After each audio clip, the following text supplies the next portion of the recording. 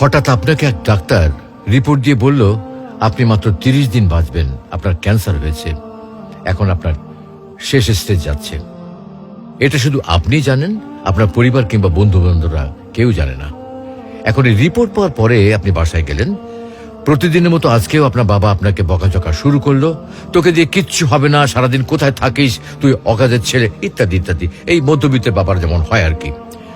তখন কি প্রতিদিনের মতো আজও আপনি তর্ক করা শুরু করবেন, নাকি প্রাণ ভরে বাবার বকাগুলো শেষবারের মতো আরেকবার শুনে নেবেন?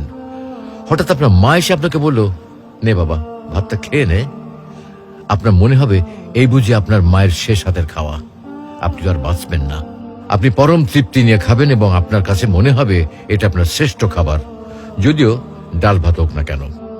আপনি বের হলেন, পুরনো এক বন্ধুর সাথে দেখা, আপনি যাকে মোটেও সহ্য করতে পারেন না, সবসময় তার সাথে কথা কাটাকাটি হয়, আজকেও সে আপনাকে কিছু কথা শুনিয়েও দিল। আচ্ছা, এখন কি আপনি তার সাথে তর্ক শুরু করে দেবেন? মোটেও না।